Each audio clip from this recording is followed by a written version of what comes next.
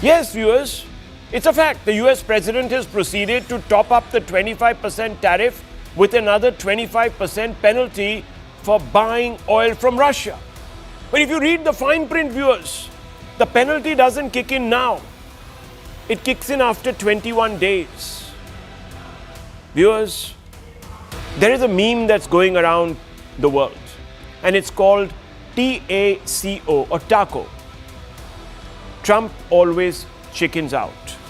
Now, viewers, I'm not suggesting that Trump, after 21 days, is going to do a massive somersault and reduce tariffs to zero. I'm not saying that, viewers. But what he's doing, he's giving India some time to negotiate. And on the 25th of August, in about 20 days, in 3 weeks, US negotiators will be here in India, and hopefully we'll have a productive conversation. And viewers, Trump hopes that his Damocles sword will push India into conceding. But viewers, Trump might be holding out the threat of imposing the highest tariff in Asia. In fact, the only other country in the world that has taken a hit such as this is Brazil. Why? Because Brazil also, viewers, said they are not going to bow to Trump's bullying. India has done the same. So prospectively, in 21 days, we're going to see a 50% tariff. The 25% tariff, viewers, that was imposed a few days ago will kick in the next 24 hours. But the top up, the 25% delayed fuse, 21 days from now, and who knows, viewers, as they say, Trump always chickens out. So numbers as of now are that India is prospectively going to be taxed at 50%, China 30%. And remember, viewers, China also stood up to Trump. And Trump, viewers, hasn't gone that hard at China. It's given China a 90-day window to negotiate a deal. South Korea is at 15, Japan 15, Indonesia 19, Philippines 19%, Vietnam 20%, Bangladesh 20%, Sri Lanka 20%. Viewers, the imposition has come on a day when Prime Minister Narendra Modi is going to be visiting China. How do we know this, viewers? Because the MEA has announced that at the end of the month, the Prime Minister will be visiting China to participate in the SCO deliberations, the Shanghai Cooperation Organization deliberations, viewers. Why? Because, viewers, India wants to keep all its options open.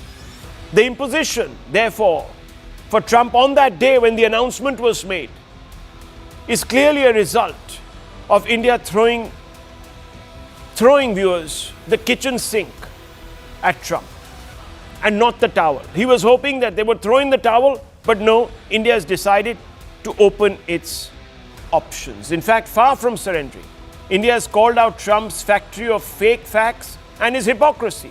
So much so that Trump didn't know where to look or what to say when he was cornered by an intrepid journalist. Listen to this, viewers. He couldn't understand how he was being made to look silly, petty, petulant. Listen to this. India says that the US imports Russian uranium, chemicals, fertilizers, while criticizing their energy imports. Your response to that, sir? I don't know anything about it. I'd have to check, but we'll get back to you on that. Yeah, please. Viewers, have you ever heard Trump at a loss for words? I'll check back. I'll have to investigate this. We don't know anything about this, viewers. He was caught out, flat-footed, completely, and he couldn't swallow it, viewers. So therefore, a day before his intended announcement day, he's come out and he's tried to once again bully. Now, viewers, this hypocrisy that is being called out about the United States trading with Russia is just one question. In fact, Trump faces a series of inconvenient questions asked by none else than the Modi government that isn't shying away from asking them. And that's irritating Trump. What have we done, viewers? We've shown Trump the mirror. We've said, your pals, the the European Union in 2024 had a bilateral trade of euros 67.5 billion in goods with Russia. Why hasn't the US slapped a penalty on the EU? That's the question we're asking. EU had trade in services estimated at euros 17.2 billion in 2023 with Russia. Why hasn't US slapped penalty on European Union? That's the question we're persistently asking. Why single us out? Look at the LNG imports from Russia for the EU. Touched a 16.5 million ton high, viewers, from 15.21 million tons in 2020. Same question. US imports uranium hexafluoride for its nuclear industry, and that's the question that Trump fumbled. He couldn't answer it. The question obviously is US financing Russia's war machine? It accuses India. It's doing exactly the same. Between December 2022 to July 2025, China bought 47% of Russia's crude. Why has Trump given China a 90-day tariff pause? India doesn't buy oil from Russia, viewers, but international traders, they buy, and that too below the mandated G7 price cap. So why is Trump singling out India? Instead of wallowing, India has tersely made it be known that it will take the new tariff in its stride. It is not going to surrender. The MEA has put out a statement, viewers, and the statement is hard-hitting. The statement that the MEA has put out, and we're going to just fire that, says, United States has in recent days targeted India's oil imports from Russia. We have already made clear our position on these issues, including the fact that our imports are based on market factors and done with overall objective of ensuring the energy security of 1.4 billion people of India. It is therefore extremely unfortunate that the US should choose to impose additional tariffs on India for action that several other countries are also taking in their own national interest. We reiterate that these actions are unfair, unjustified, and unreasonable. Most importantly, viewers, India has said, we will take all actions necessary to protect our national interest, viewers. We're not like the Japanese. We're not like the EU that threw in the towel, viewers. We're going to take steps. In fact, therefore, it could be asked that was Trump triggered by Prime Minister Narendra Modi, who today let it be known that India has decided to explore all other available options to diplomatically checkmate Trump? The government has confirmed PM Modi's participation, as I told you, in the SCO summit in China. This will be Modi's first visit to China since the 2020 Galwan clash. This marks a strategic shift, viewers, in India's geopolitical calibration. Over the last few days, Russia and China have defended the right of non-West nations to pursue diplomatic autonomy. Kremlin spokesperson came out and said, we believe that sovereign countries must have and do have the right to choose their trade partners. The partners in trade and economic cooperation on their own and independently determine these modes of trade and economic cooperation that suit the interests of a country in question, unquote. China has also backed India. China condemns the use of tariffs as coercion following US threats. The Chinese Foreign Ministry stresses tariffs serve no one's interest. In fact, they don't, viewers. Trump might be trying to play blind man's bluff with us, but viewers, he's actually punishing consumers back home. Every year, the US taxpayer, the US average household, will be paying $2,400 more per year, viewers, for this tariff tyranny. Now, by engaging with adversaries and allies alike from Moscow to Beijing, New Delhi is signaling that it won't be boxed in by Washington's pressure play. The SCO platform offers India a stage to assert its strategic autonomy, build multipolar leverage, and deliver a subtle but unmistakable message to Trump that India chooses interests, not camps. All this prompts questions. And let's open this up. And I want to begin with some of our experts today. It's an important, critical day. And I want to begin with Mr. Harsh Madhusudan, who joins us. Harsh Madhusudan, first, let's for a moment suspend belief and say these taxes, this tariff, etc., and the penalty is going to hit from tomorrow. Let's assume, obviously, that's a game fraught with implications because the stock market will react if I say so. But we all know we are suspending belief to basically game theory this. What is the likely impact of this tariff? And why do you think it's kicking in 21 days from now and not exactly on the day Trump said, I'm going to bring it down on India, bring it all to bear upon India? Why has he given us this 21-day window? And do you think this window is flexible? Could it be extended?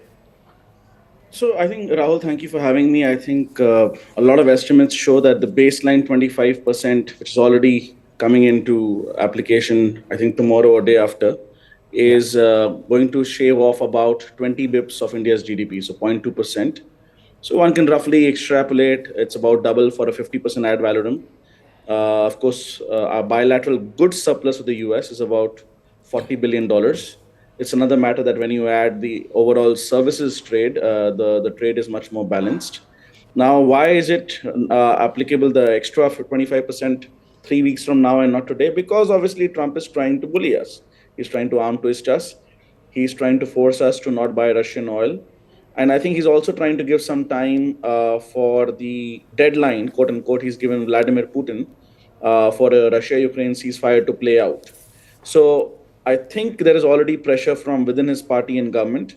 For example, Nikki Haley said, you are going to end up having more tariffs on India than China. I mean, India may not be a treaty ally, it's been a friend. And China actually imports more from Russia, not to mention EU and US, as our MEA said. But just very quickly, the big picture, Rahul, here is, as you rightly mentioned, we are not EU, we are not Japan. That's what you began your preface with. I suspect the problem is we thought we are becoming a pole without having to pay up for it. So our defense budget, our industrial policy, our technology policy was not one of being an independent pole on its own. We were trying to free ride and have the best of both worlds. And currently, in the short term, we are in a situation where we are having the worst of both worlds. I'll simply conclude my opening remarks by saying, nonetheless, from the long term, I've never been more constructive and bullish on the India story than today, because there is nothing like a tight metaphorical slap on the Indian policymaker to get their work in action. So today, because we'll be forced to choose between bending the knee or getting our act in order, we will not bend the knee. And therefore, I believe today, in that sense, in the long-term sense, is actually a landmark day. But in the short term, it's going to be very, very rough. Of course, we've been here before, viewers. The world sanctioned us in 1998 after the nuclear weapons trial. And look at the momentum we added post that. So we have some experience. Yes, it's a good kick in the shins, metaphorically, Harsh Madhusudan. Perhaps we'll pull up our socks further so that we don't get kicked again and we develop our own. But I just want to ask you on that point, because, there is a school of thought here in India that Modi hasn't played this entire game right, that he could have done a lot more, that we needn't have come to this pass. Trump could have gone away feeling a little better. We should have opened up this sector by this much. Yeah. You might be seeing all that commentary. Do you think Modi slipped up somewhere, or is this wishful thinking? This is actually not policy, but politics talking. I think mostly it's wishful thinking. I'm not saying that the MEA or the PMO could not have done some things a bit different, but it's a bit like victim blaming. I mean, the honest reality is that what Donald Trump wanted, we could not give. For example, if he had just stopped at saying that, he called up Pakistan and there was a ceasefire, we could have used the semantics of facilitating versus mediating. But the moment he mentioned trade as a carrot and stick, it was impossible for any Indian government in power to accept that. More importantly, it's not true because, there was a ceasefire. There is no trade deal. So by its very definition, it's tautologically wrong. So it's, I think he is pissed that we are not bending the knee, as you mentioned about Japan, EU, UK, etc. And I don't think, by and large, there is anything any Indian government could have done. We are just large enough to be proud and independent, but not large enough to be able to hit back immediately like China has. And that's just an awkward growth pang phase that we are in right now. Well, viewers, let's open this up. Dr. Ranganathan is here with us. We also have Brahma Chileni. Let me bring these two gentlemen in. Dr. Ranganathan, this happens also coincidentally on a day. It actually happened a day too early. We were expecting this to all happen tomorrow. That's the timeline that Trump also sort of set for us. But it happened on a day coincidentally when India let it be known that the Prime Minister was going to attend the SCO. And you've already been seeing moves in the background. Doval is actually in Moscow. Witkoff Trump's own special representative on the Ukraine war is also meeting Putin, met Putin actually. Talks are going on. Everything is sort of happening in the shadows.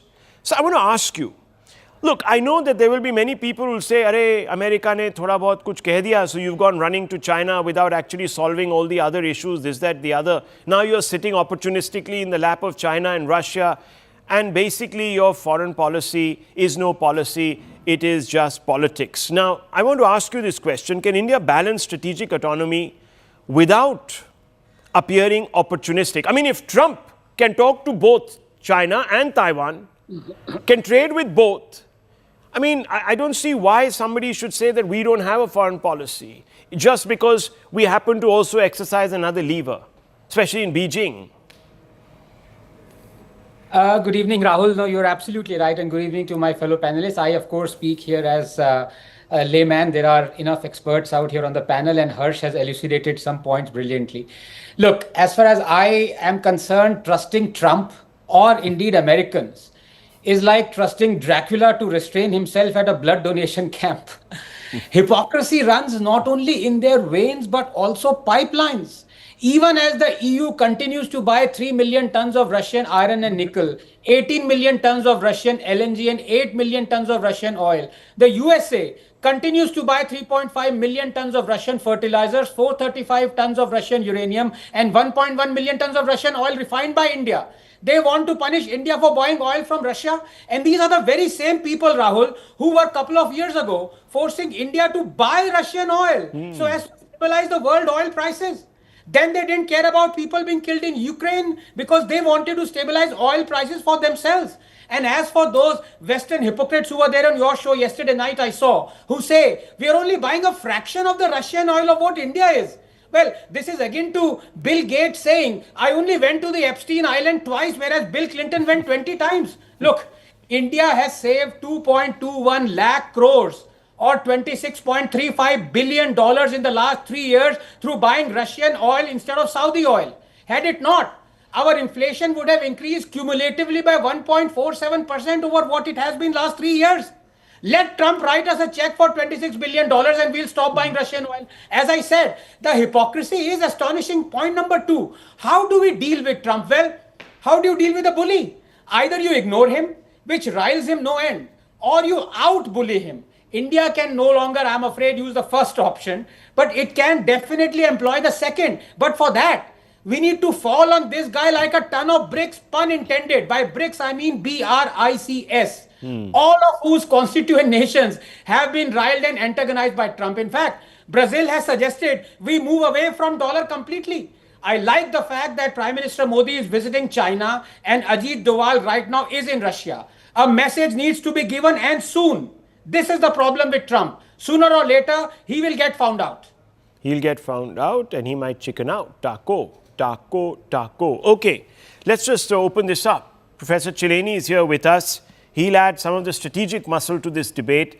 Professor Chileni, look, let's look at things objectively.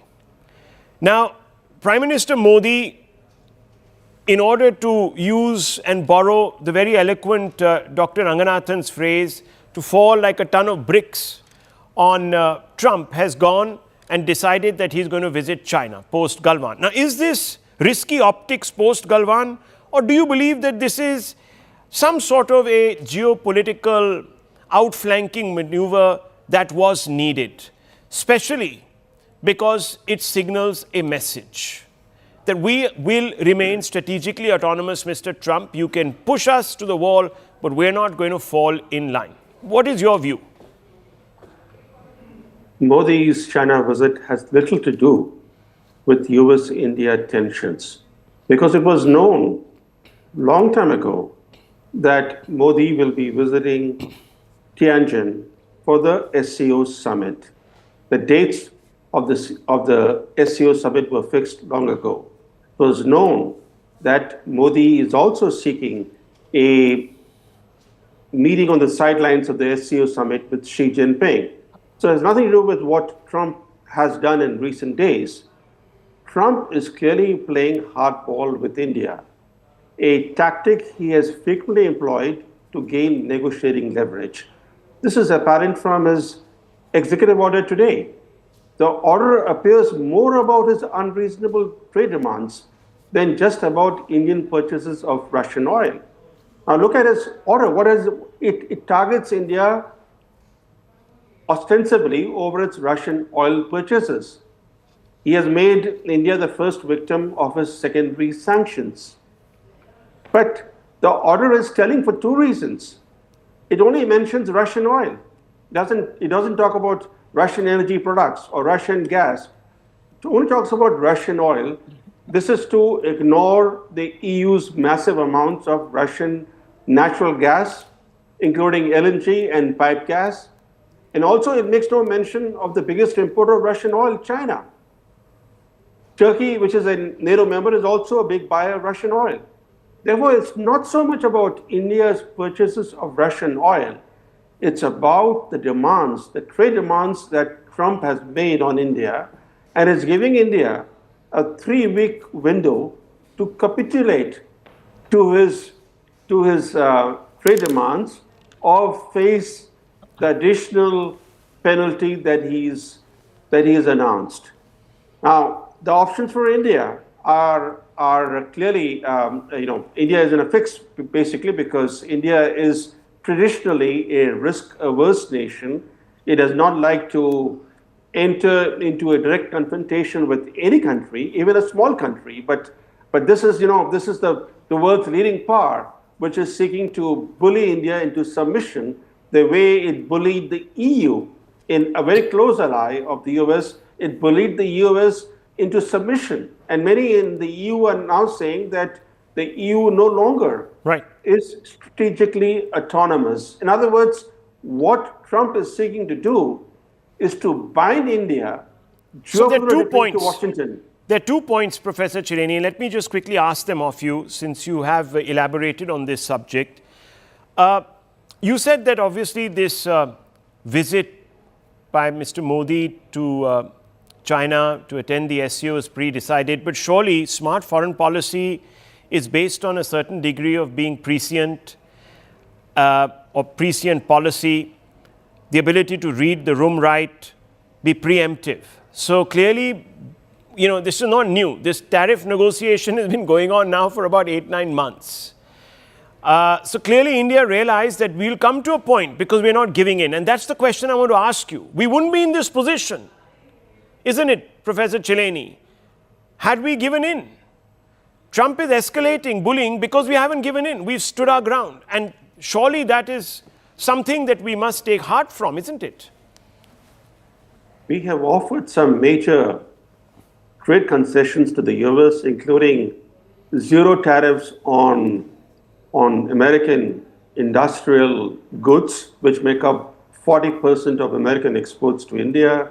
India has also agreed to pledge to buy $25 billion worth of American energy products and to ramp up the already booming defense transactions. So there have been some important concessions that But that's not a surrender. India has been willing to offer. No, it's not a surrender. Absolutely. That's a negotiation. What I am saying is that India's offers have been rebuffed by Trump, who wants India to capitulate. That's right.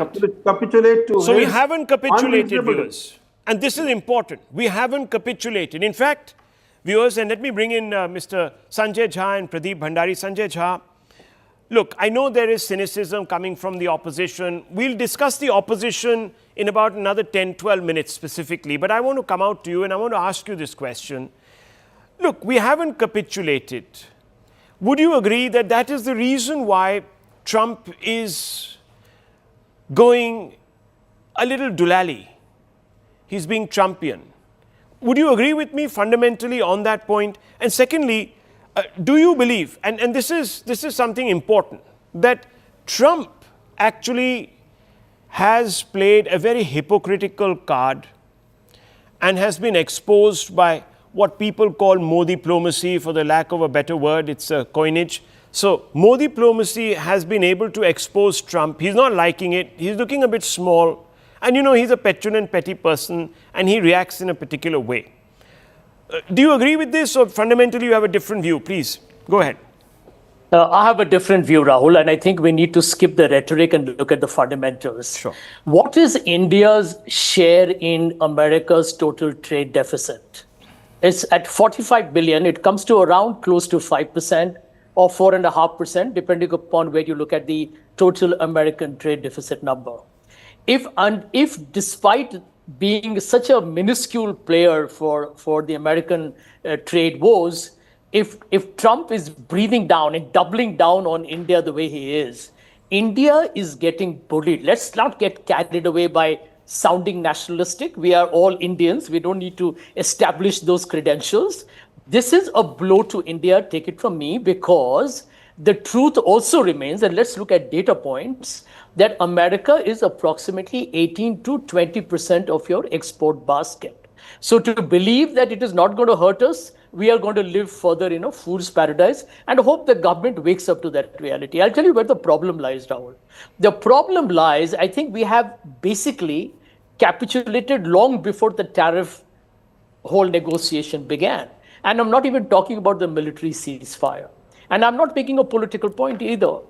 Go back to the point when this government of Mr. Modi, both term 1, term 2, and whatever term 3, they have looked over enthusiastic, literally willing to serenade, subjugate itself, become subservient to the larger whims and capricious demands of American politics. I can give you many examples. One of them is absolutely unmistakable, and I say so as someone who follows foreign policy closely. Maybe Dr. Chirani can add to that.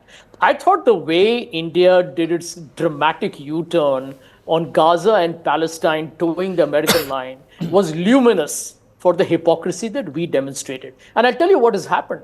Trump is leveraging that. Did you hear what Lindsey Graham, who is a very popular US Republican senator, he actually is literally threatened India. And I'm quoting his words. We are going to tear the hell out of you and ruin your economy. These are his words. And he's, by the way, speaking literally on behalf of the US president.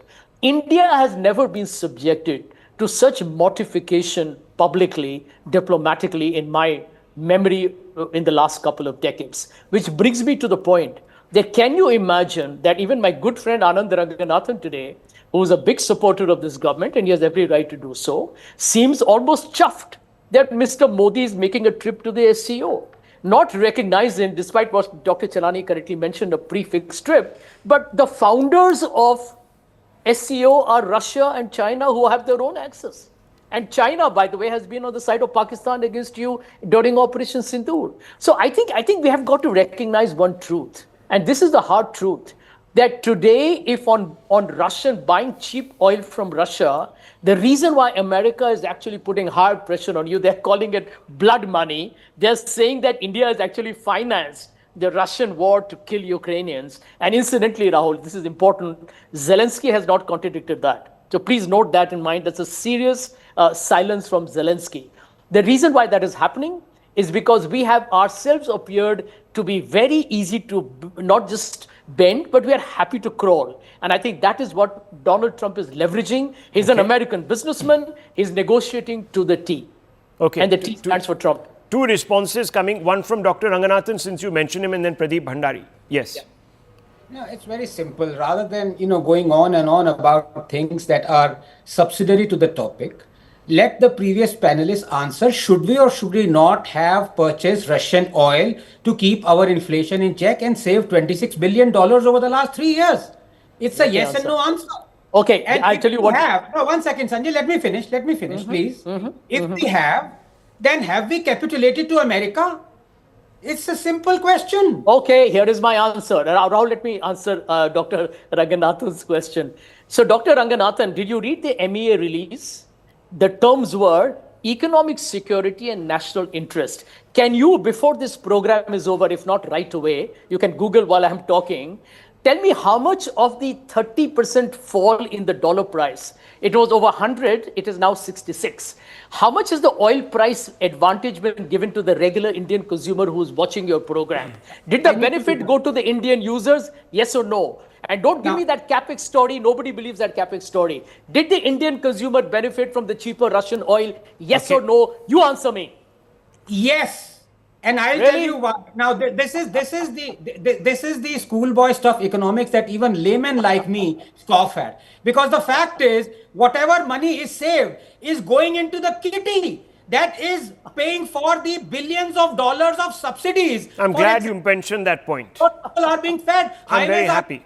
Trains are being electrified. Where That do you is- think it's coming from, Sanjay? It's not that if you save money, you only put I'm it in sorry. that. In fact, viewers, let me I'm tell you sorry, this. It's meant to be mark to market, Rahul. It's meant to be Oh, mark to my market. God. No, Which no, means if okay. the international price comes Okay, down, okay. the domestic Unbelievable. price must Okay. reflect it. Rahul. One minute, Okay. it's a oil, Pradeep. it's a oil, it's a commodity to commodity price. Okay, thing. let Pradeep Bhandari International answer prices this. come down, so does the domestic. You Okay. can't say I'm making tax revenue for investment. That's Right. a If you are spin and saving that's a money, lie. it's going Let into me- the national kitty. Let me get Pradeep Bhandari It's to also subsidizing respond. your education, Sanjay. Okay, gentlemen. Yes. Well, Rahul, I was listening from the last 27 minutes and from the last 4 minutes to Sanjay Jha, and I would appreciate that on this topic you will at least give me at least 70% of the time given to Mr. Jha. Well, Mr. Jha historically has a history of surrendering India's national interests, so he will not understand what strategic autonomy and standing up for national interest is. This is why he is looking and using terms like crawling. If you go on the ground and speak to a common man or anybody who is following the foreign policy, will tell you that India is the fourth largest economy, soon to be the third largest economy, contributing 14% to global growth, is standing up for its national interest. I believe that Sanjay should be the last person to speak about oil bonds because they had left historically the oil PSUs indebted for which we had to pay. Now let me come on to the straight facts. Point number one, Rahul, we have the right to protect the dairy sector, we have the right to protect the farmers, and we have the right to protect all the sensitive sectors because for us, our national interest comes supreme, not any other country's own interest. Now the world should thank India on the energy prices because recall when 2022 Russia-Ukraine conflict started, the price of crude went up to $137 per barrel, and at that time it was European Union along with United States of America requesting and pleading to India, right from Janet Yellen to Amos Houston to Jeffrey Pyatt to Eric Garcetti, asking India to buy Russian oil, cap Russian oil. As I speak, the Russian oil is not a sanctioned commodity still. So what India is following the global order. Now the world has seen hypocrisy. We are seeing hypocrisy. I will not go towards that extent. But let me just quote certain facts. If Europe has the right to purchase and import pipeline gas LNG from Russia, if United States of America has the right to import more than $1 billion of non-essential fertilizer goods from Russia, I believe we have the right to import essential commodity as oil, which is not a sanctioned commodity from any country of our choice. We have in fact increased our oil basket to which was around 20 countries in the past to 42 countries at present.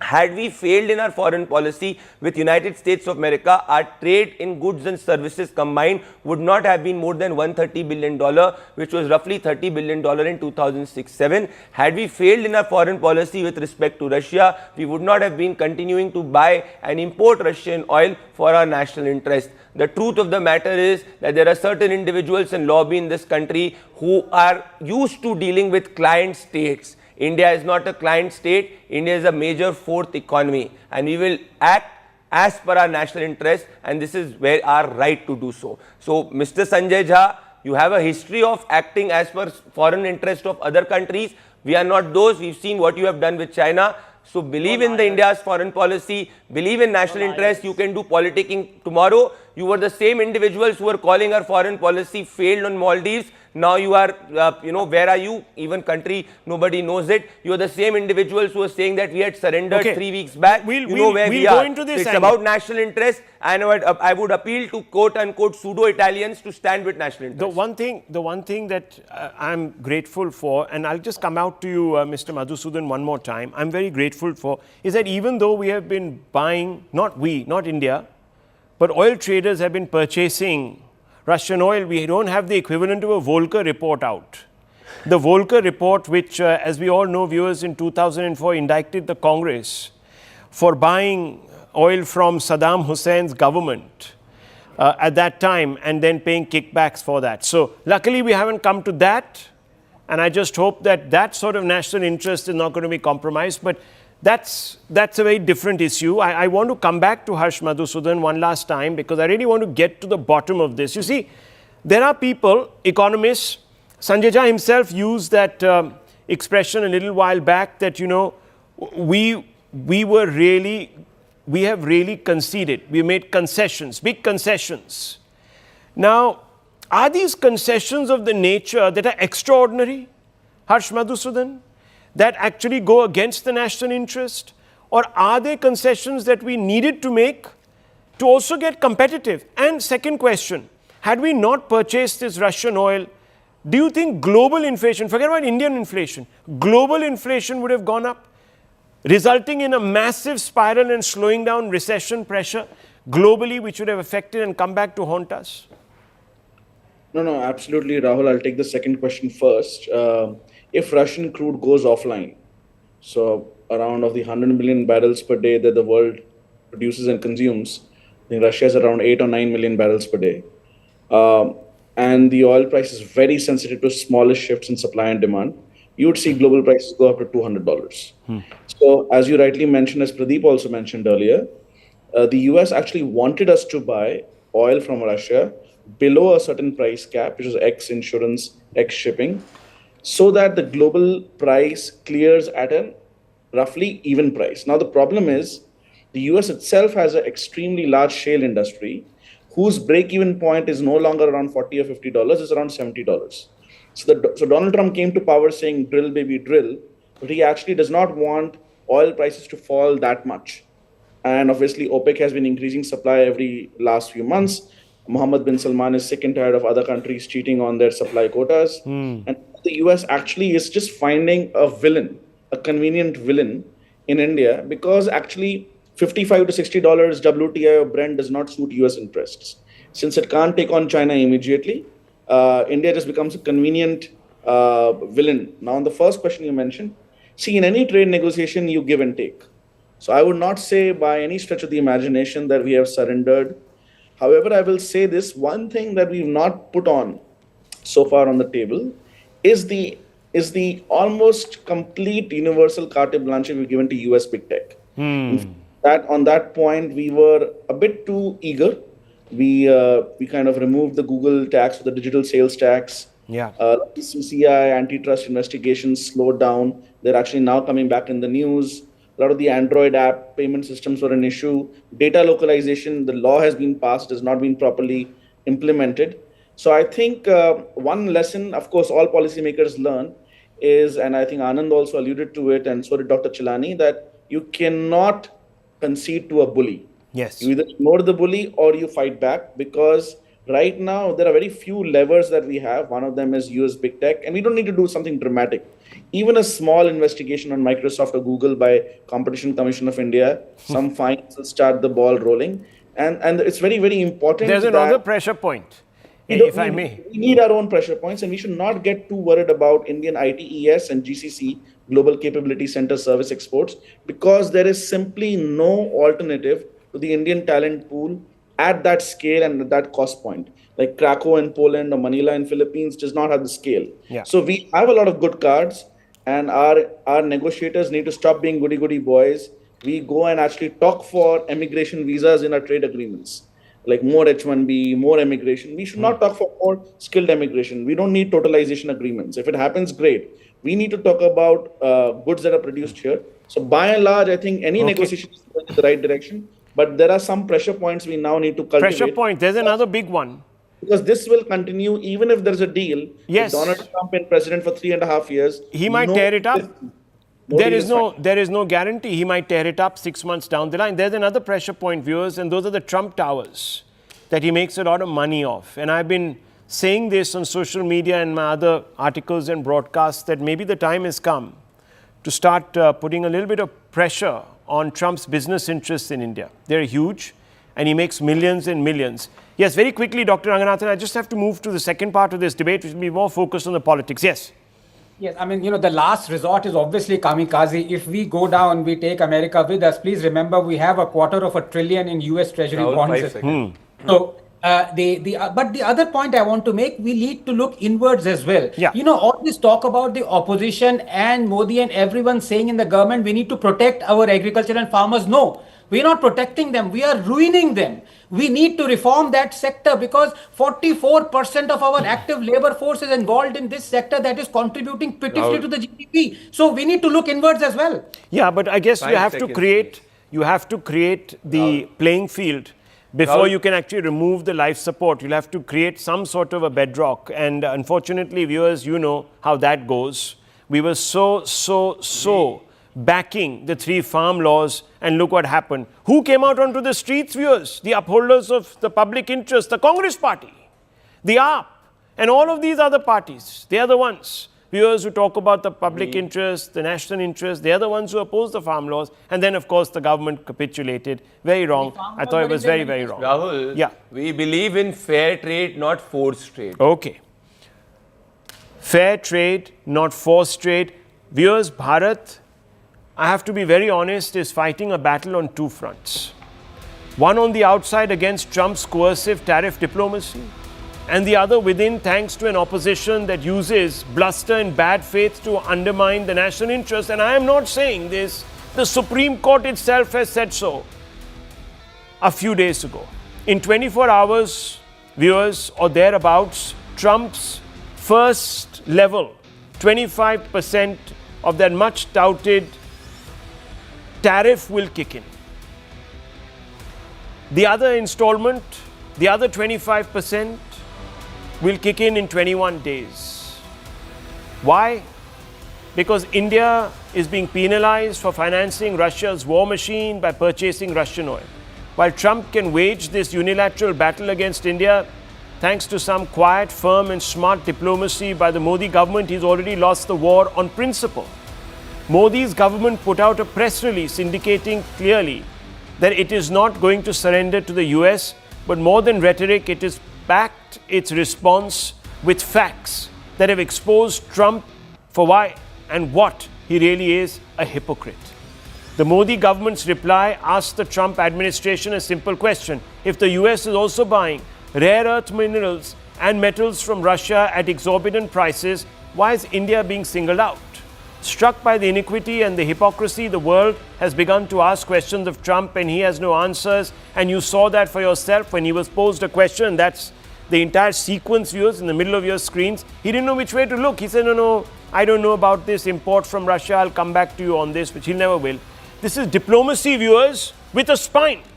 Instead of backing the Modi government for refusing to toe the line like Japan and the EU have done, the opposition is mocking the Prime Minister.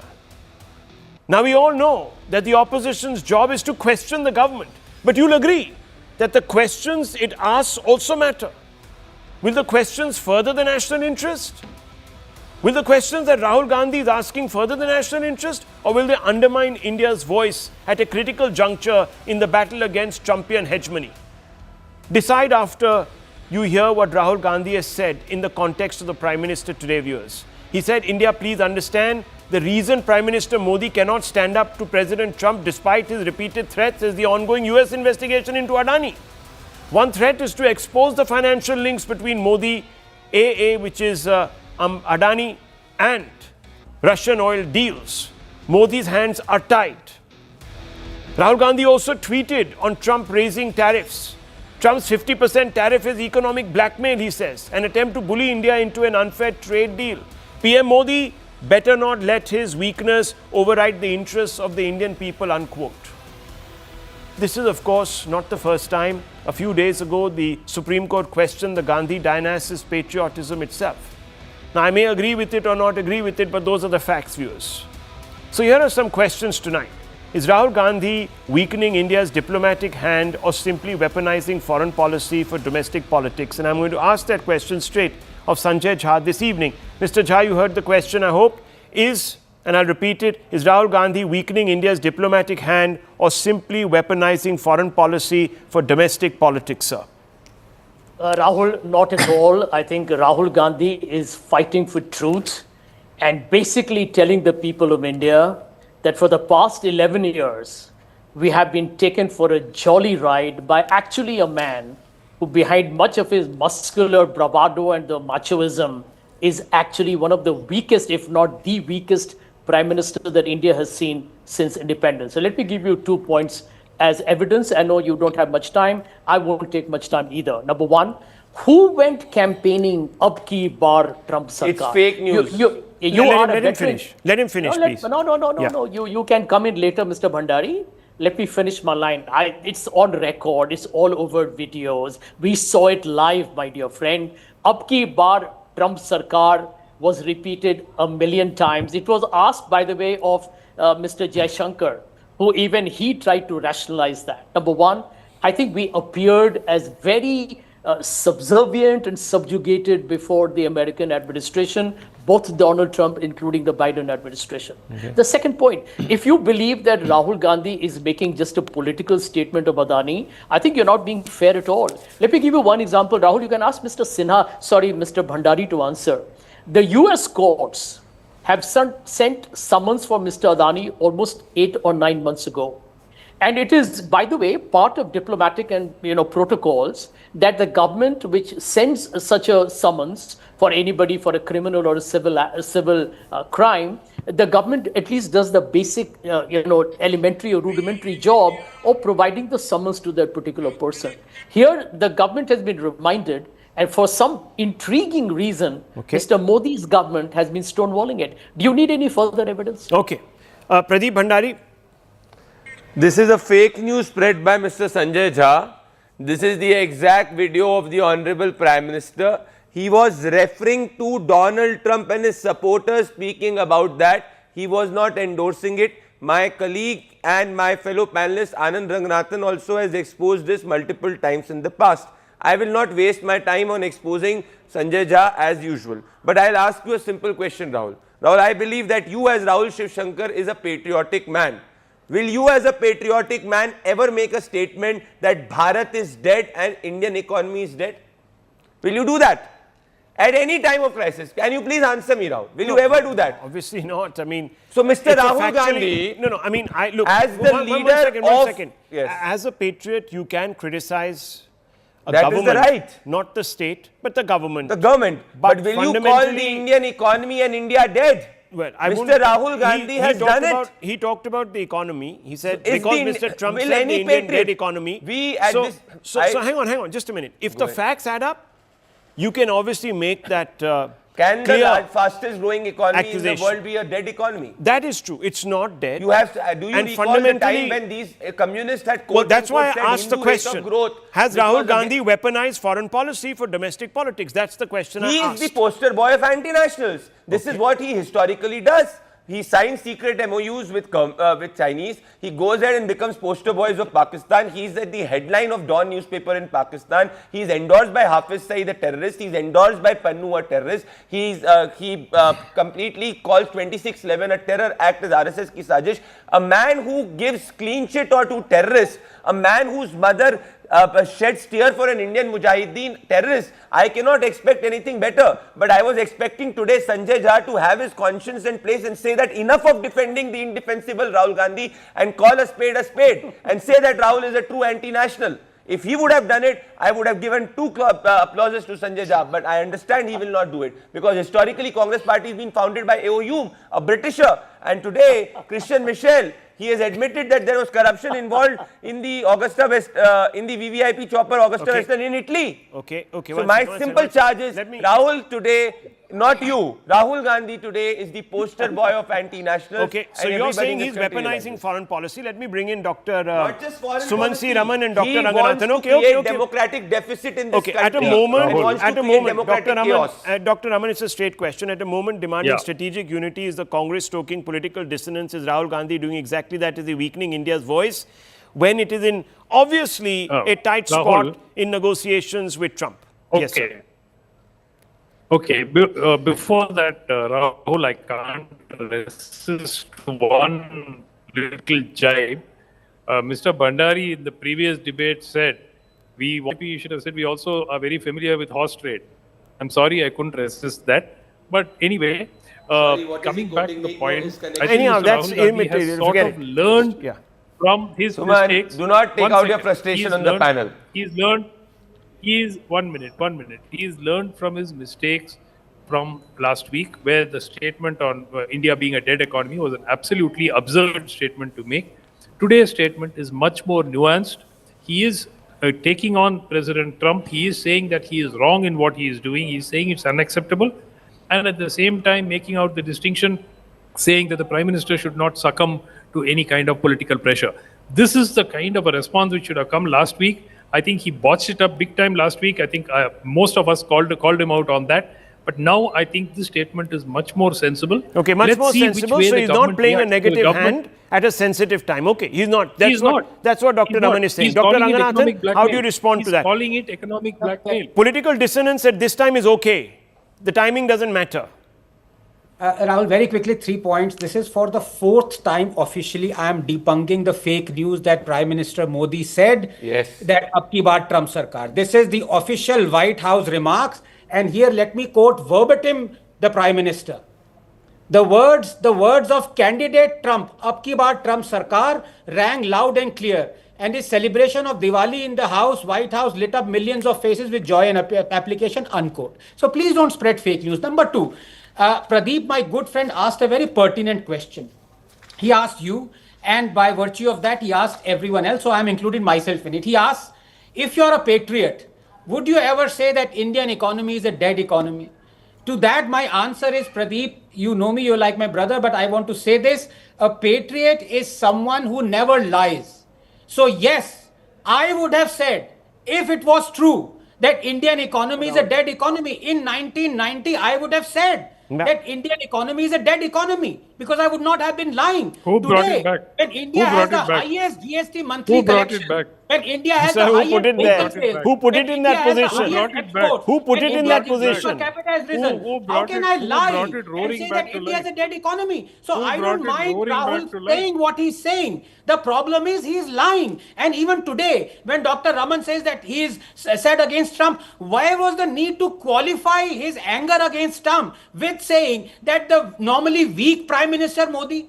You know, that itself tells the speciousness of Rahul Gandhi and his bitterness, hate-filled thing. His is wrong with hatred for Modi has transmogrified into hatred for India. It's like saying India is at war with Pakistan. I support India going to war, but I hope the normally weak and pitiful Prime Minister would lead us to Rahul, I think... One second, there is... Rahul ji, but won't you agree? गुंडों के समान Yes. So Rahul Gandhi ji का behavior हो चुका है. Conflating the Prime Minister with India, which is the problem. We're not. No, you are those who used to say Indra is India and India is Indra, Mr. Raman, and you were a man, you will justify that too. Absolutely.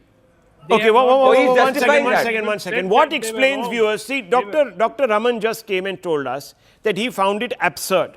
So you tell me then, viewers, why would Rahul Gandhi have made such an absurd statement? He's not a child, he's the leader of the opposition.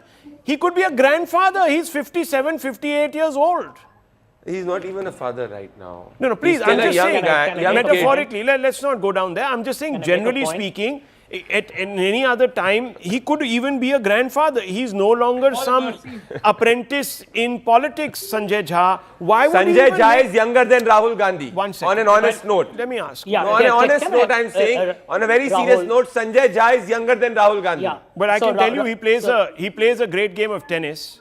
Sanjay Jha does, and he plays like a 21-year-old. That much I can tell you. I don't know if Rahul Gandhi plays any ball games, but certainly 21-year-old, he does play good tennis. Sanjay Jha, yes. No, hang on. You see, I want to ask you this, Sanjay Jha. Look, we can get into whether the court should have given him a lecture or a certificate. I'm not in favor of that, but nonetheless, why would Rahul Gandhi have publicly agreed with US President Trump's characterization of India as a dead economy? Many people from within the Congress criticized him. I think even you have sort of found that to be a slightly odd statement, a mispronouncement, dissonant, whatever. Why would he have done it? Maybe because his hate for Mr. Modi blinds him so much. No, it's not that, Rahul. And Rahul, first and foremost, I want to acknowledge that even you played tennis very well, and I would love to, kind of actually meet you on the court so we can have a great game. But sir, वहाँ भी आप मुझे नहीं छोड़ोगे. यहाँ कहीं तो मेरे को लवॉल कहने की क्षमता छोड़ दीजिए. Thank you. But very quickly, I think the point that Rahul made, and I'm being very candid, I've said so on another program yesterday, that Rahul does need to be circumspect when it comes to addressing the media, because he's a very high profile public figure. And if you say something which can be exploited, the BJP or anybody will. And I don't think anybody was taking the word dead for literal. But here is one 30-second point. Allow me 30 seconds. Rahul Gandhi did mention, and it was edited by a lot, even Anand Ranganathan hasn't mentioned it. He mentioned one of the reasons why it's dead is because of the crony capitalism of Gautam Adani. He did mention Rahul, that. Okay, very quickly, I need to wrap up. Yes, very quickly, 10 seconds. Yes. In post-independent India, Rahul Gandhi stands the only leader on which Supreme Court has said that no patriotic man will say what Rahul has said on India-China. Okay, viewers, we're closing this debate. You make up your minds. We presented the facts, we presented the arguments. Some people do believe that he can be a little more circumspect. We leave it at this. Thank you very much.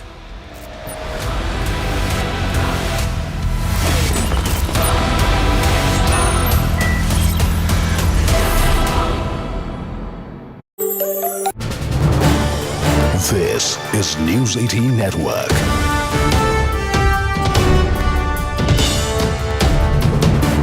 India's largest news network.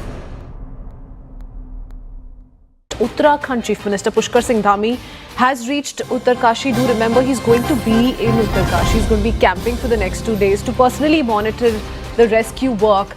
He will be visiting Dharali village, where the cloudburst incident in fact took place yesterday afternoon. And the Chief Minister will be camping, like I said, for the next 2 days in Uttarkashi itself. He's also said, and I quote, all agencies are working there. The Indian Army, the NDRF, SDRF and locals all are involved in the rescue work. Around 130 people have been rescued so far. Search operations still ongoing. Some roads and bridges have also been damaged. All of that is being monitored by the Chief Minister. He's also had a conversation on the phone with Prime Minister Narendra Modi. But first up, top reactions we picked up so far. अभी जो हमारा कल धराली की आपदा आई है, उस आपदा में सभी एजेंसियां हमारी वहां पर काम कर रही है. सेना के लोग भी काम कर रहे हैं बचाव और राहत के काम में. आईटीबीपी भी लगी है, एनडीआरएफ, एसडीआरएफ और स्थानीय लोग, सभी लोग आगे आकर, हमारे जनप्रतिनिधि भी, सभी लोग बचाव के काम में लगे हैं. कल लगभग 130 के लगभग लोगों को रात को रेस्क्यू किया गया है और अभी लगातार खोजबीन जारी है. रास्ते में चूंकि काफ़ी ज़्यादा मौसम खराब होने के कारण से अनेक स्थानों पर मार्गों का जो संपर्क है वो कट गया है और कुछ पुल भी जो है क्षतिग्रस्त हो गए हैं. उसके कारण से वहाँ पर पहुँचना भी मुश्किल हो रहा है. लेकिन उसके बावजूद भी सभी एजेंसियाँ, सभी लोग जो वहाँ पर पहुँच गए हैं, रेस्क्यू के काम में लगे हैं. हमने राज्य के स्तर पर भी 10 डिप्टी एसपी, 3 एसपी और लगभग 160 पुलिसकर्मी भी इस काम में लगाए हैं जो राहत और बचाव के काम को करेंगे. इसी प्रकार से आपदा राहत का जो परिचालन केंद्र है देहरादून का, वो 24 घंटे काम कर रहा है, 24 घंटे समन्वय बना रहा है. वहाँ से 3 वरिष्ठ अधिकारी भी इस आपदा के लिए डिप्यूट किए गए हैं जो यहाँ पर पहले अपनी सेवा देकर गए हैं डीएम के रूप में या अन्य किसी जिम्मेदारी पर यहाँ पर रहे हैं. गृह सचिव श्री शैलेश बगोली को पूरे 24 घंटे के लिए आपदा परिचालन केंद्र का वहाँ पर समन्वय का काम उनके पास है. वो सभी से बात कर रहे हैं, सभी एजेंसियों से, सभी प्रकार की आपदा प्रबंधन जो हमारा डिपार्टमेंट है वो सभी प्रकार के जो नए इक्विपमेंट्स हैं उनको उपलब्ध कराने का काम कर रहा है. सेना के हेलीकॉप्टर भी तैनात हैं. जैसे ही ये जो मौसम ठीक होता है तो वो सेना के हेलीकॉप्टरों से भी रेस्क्यू अभियान किया जाएगा. भोजन पैकेट इत्यादि बनाए गए हैं, भोजन सामग्री की कमी न हो. डॉक्टरों की टीम भी बनाई गई है. इसके साथ साथ खाद्य विभाग भी पूरी तरह से एक्टिवेट है.